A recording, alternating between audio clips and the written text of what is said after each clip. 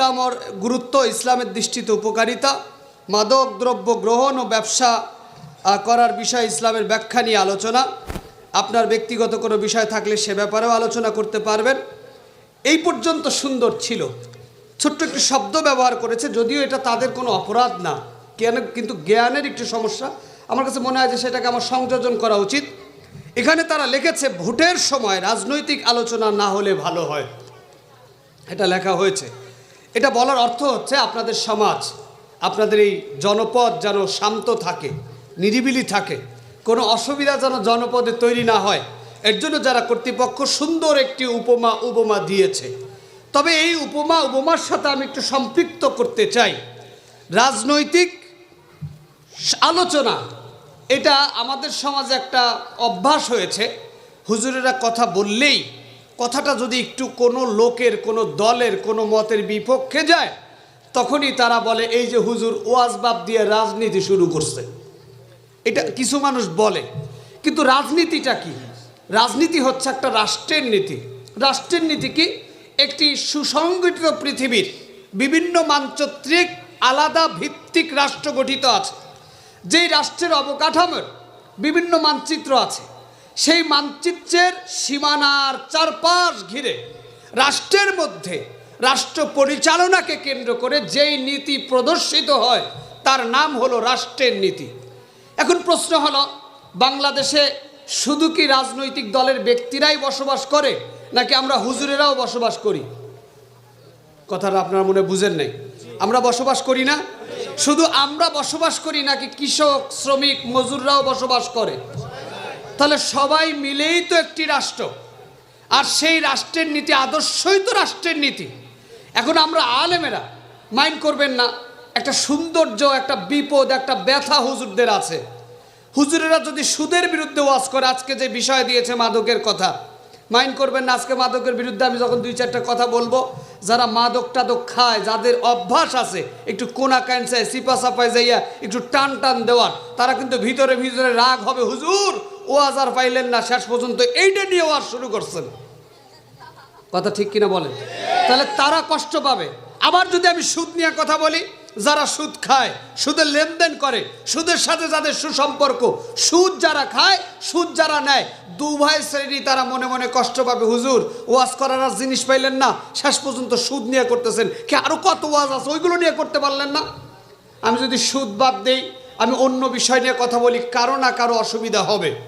কিন্তু অসুবিধার দিকে না তাকিয়ে আমি যদি ধারাবাহিকভাবে আল্লাহর কোরআন থেকে কথা বলি, আর সেই কোরআনের কথা যদি কোনো ব্যক্তি, কোনো মত, কোনো দল, কোনো গোষ্ঠীর উপরে অটোমেটিকলি চলে যায়, তার জন্য আমরা দায়ী নয়, বরং তার জন্য সে নিজে দায়ী, কারণ সে কোরআন বিরোধী অবস্থান নিয়েছে।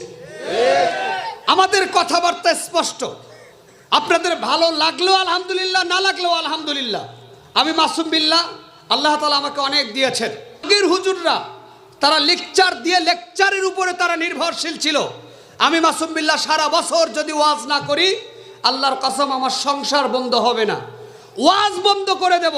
কিন্তু রাষ্ট্রের কথা, মানুষের কথা, মানবতার কথা, আল্লাহ কোরআনে যা বলেছেন সেই কথা বলতেই থাকবো। প্রয়োজনে বাংলাদেশের মানচিত্রে ওয়াজ করব না, ওয়াজ বন্ধ হয়ে যাবে, কিন্তু রাষ্ট্রের কথা মানুষ বন্ধ করতে পারবে না। এটাই হচ্ছে আলেমদের সৌন্দর্য। এটাই হচ্ছে আলেমদের সৌন্দর্য। আলেমরা তা'মুরুনা বিল মারুফ ওয়া ইয়ানহাউনা আনিল মুনকার। আলেমরা সৎ কাজের আদেশ দেবে, অসৎ কাজে নিষেধ করবে। মাইন্ড করবেন না, আপনারা কষ্টও পাবেন না। আমি ব্যক্তিগতভাবে কোনো দল, মত, রাজনৈতিক ব্যক্তির এজেন্ডা বাস্তবায়ন করতে এখানে আসি নাই। আমার উদ্দেশ্য হলো একটা, আপনি আমার মুসলমান ভাই, আপনার দেশ আমার দেশ এক। আপনাকে নিয়েই আমি আল্লাহর জান্নাতে যেতে চাই। আপনি জান্নাতে যাবেন আর আমারে নিবেন না, তা হবে না। আবার আমি জান্নাতে যাব, আপনারে নেব না, তাও হবে না। আপনি যে দল করেন, যে মত করেন না কেন, আপনার দল, আপনার মত আপনার কাছে, কিন্তু তার আগে আপনি আমার ভাই, আপনি আমার ভাই, আপনি আমার হৃদয়ের ভাই। আপনার শ্রেষ্ঠত্ব, আপনার সৌন্দর্য, আপনার উপমাকে নিয়ে আমি আল্লাহর জান্নাতে যেতে চাই। আপনার দল আমার কোনো ম্যাটার না, আমার ম্যাটার হলো আপনি আমার ভাই মুসলমান। ব্যাস, আমাদের চেতনা এটা, আমাদের শান্ত এটা, আমার মেজাজ এটা। এই জায়গাটাতে আমাদের ঐক্যবদ্ধ থাকতে হবে। রাজনৈতিক মতপার্থক্য থাকবে, রাষ্ট্র যখন পরিচালিত হয় রাজনৈতিক মতপার্থক্য থাকবে। এক রাষ্ট্রের সবাই ক্ষমতায় গেলে, সবাই প্রধানমন্ত্রী হইলে অর্থমন্ত্রী হবে কে? সমস্যা হবে না? অর্থমন্ত্রীও থাকা লাগবে, প্রধানমন্ত্রীও থাকা লাগবে, রাষ্ট্রপতিও থাকা লাগবে, আবার জনগণও থাকা লাগবে। মতের পার্থক্য থাকতে হবে, কিন্তু কোরআনের ব্যাপারে আমরা সবাই এক। কথা ঠিক আছে কিনা? তাহলে সেই কোরআন থেকে দ্বিতীয় নাম্বার সূরার নাম হলো সূরাতুল বাকারা। একদমই হুটহাট করে, মানে প্রস্তুত ছাড়া 168 নম্বর আয়াত থেকে আমি তেলাওয়াত করেছি। উদ্দেশ্য হলো, মাহফিল কমিটি আমাকে একটা টপিক দিয়েছেন যে হালাল খাবার, উত্তম রিজিক, ব্যবসা এবং মদ জুয়া সম্পর্কে কিছু বলেন। আসলেই খুবই গুরুত্বপূর্ণ বিষয়। আমাদের দেশে এখন সবথেকে বড় সমস্যা হলো হালাল রিজিকের অভাব। কথা ঠিক কিনা বলেন? আপনারা অনেকে বলেন, হুজুর আমি যদি ক্ষমতায় যাইতে পারি, আমি রিক্সা চালক, আমি যদি ক্ষমতায় যাইতে পারি, আমি যদি মন্ত্রী হই, তাহলে দেশে আর দুর্নীতি রাখবো না। ওই আল্লাহর ওলি ক্ষমতায় গেলে সব থেকে বড় দুর্নীতিবাজ হয়। রিক্সা যখন চালিয়েছে তিনি কিন্তু দুর্নীতি করে নাই। এই যে যারা গণ অভ্যুত্থানে এক মহান নেতৃত্ব দিয়েছেন, এদের সবাই না, কিছু কিছু গণ অভ্যুত্থানের আগে ছিল একরকম, গণ অভ্যুত্থানের পরে লক্ষ হাজার কোটি টাকার মালিক হয়েছে। এটা তো আলাউদ্দিনের চেরাগ পায় নাই রে ভাই, আল্লাহর পক্ষ থেকে তারাও অপরাধের সাথে জড়িয়ে গিয়েছে। তার মানে হলো, আপনি সহনশীল হন আর যেমনে হন, ক্ষমতা এমন একটা লোভ, পাওয়ার এমন একটা লোভ, আপনাকে অপরাধ করতে বাধ্য করবেই। যেমন চেয়ারম্যান সাহেব, চেয়ারম্যান হওয়ার আগে খুব ভালো লোক, তার মতো ভদ্র সুশীল উত্তম লোক আর একজনও নাই। কিন্তু চেয়ারম্যান সাহেব নিজে চায় না চুরি করবে, কিন্তু অটোমেটিকলি বাংলাদেশে অধিকাংশ চেয়ারম্যানকে মানুষ অটোমেটিকলি চোর বলে। আপনারা কি রাগ করতেছেন? কষ্ট পাচ্ছেন? আপনাদের এলাকায় আছে কিনা জানি না, সারা দেশেই চেয়ারম্যান মানেই মানুষ মনে করে এটা চোর। কেন মনে করে? কারণ আগে যত চেয়ারম্যান আসছে, এখন যত ভালো লোক হোক, সবাই মনে করে এই চেয়ারম্যানও মনে হয় চাউল চুরি করে, এই চেয়ারম্যানও মনে হয় গম চুরি করে। সে যদি নিজের টাকায় বিল্ডিং বানায়, তাও বলবে যে দেখো চাউল চুরি করে বিল্ডিং বানাচ্ছে। এই যে সমস্যা, এই সমস্যা থেকে উত্তোলনের একটা পথ, তার নাম হলো কোরআন। নাম কি? বলেন না, নাম কি? কোরআনের আইনে, কোরআনের নিয়মে, কোরআনের বিধিতে, বিধানে যদি আপনি জীবন চালান, আল্লাহর কসম আপনার সৌন্দর্য পরিমণ্ডিত হবে, রাষ্ট্র সুন্দর হয়ে যাবে, রাষ্ট্রের অবকাঠামো সুন্দর হয়ে যাবে, রিজিক হালাল আসবে, মদ জুয়া ইয়াবা বাবা যত নেশা আছে সব কিছুর পরিবর্ধন ঘটে একটা সোনার বাংলাদেশ হবে।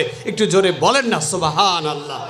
তাহলে সেই সোনার বাংলাদেশের নিমিত্তে আমরা যেহেতু এই রাষ্ট্রে বসবাস করি, এই রাষ্ট্র যদি সুন্দর চলে আমরা নিরাপদ। রাষ্ট্র সুন্দর চললে আমরা কি? নিরাপদ। রাগ করবেন না, গণ অভ্যুত্থানের পরে এই বাংলাদেশকে সুন্দর করবার জন্য আমেরিকার নোবেল বিজয়ী একজন আল্লাহর ওলিরে ধরে নিয়ে আসা হইল। বলা হলো আপনি রাষ্ট্রকে পরিচালনা করেন। তিনি আসলেন, রাষ্ট্রের দায়িত্ব নিলেন, কিন্তু রাষ্ট্রের জনগণের সেই হক তিনি আদায় করতে পারলেন না। 2টা বছর ধরে তিনি রাষ্ট্র পরিচালনা করছেন, মানুষের কিন্তু শান্তি এখনো ফেরে নাই। ফেরছে নাকি? একটু বলেন না, ফেরছে? আগেও ডাকাতি হইতো, এখনো ডাকাতি, আগেও দুর্নীতি হইতো, এখনো দুর্নীতি, আগেও অপরাধ হইতো, এখনো অপরাধ। তার মানে 53 বছরের ক্ষমতার পালা বদল হয়েছে, একজনের জায়গায় আর একজন এসেছে, মানুষের পরিবর্তন ঘটেছে, দলের পরিবর্তন ঘটেছে, অবকাঠামো সংবিধানের পরিমার্জন ঘটেছে, কিন্তু বাংলাদেশের শান্তি আসে নাই। একটাই কারণ, বাংলাদেশ লেনিন, আব্রাহাম লিঙ্কন, শেক্সপিয়ারের গণতন্ত্রের উপরে পরিচালিত হচ্ছে।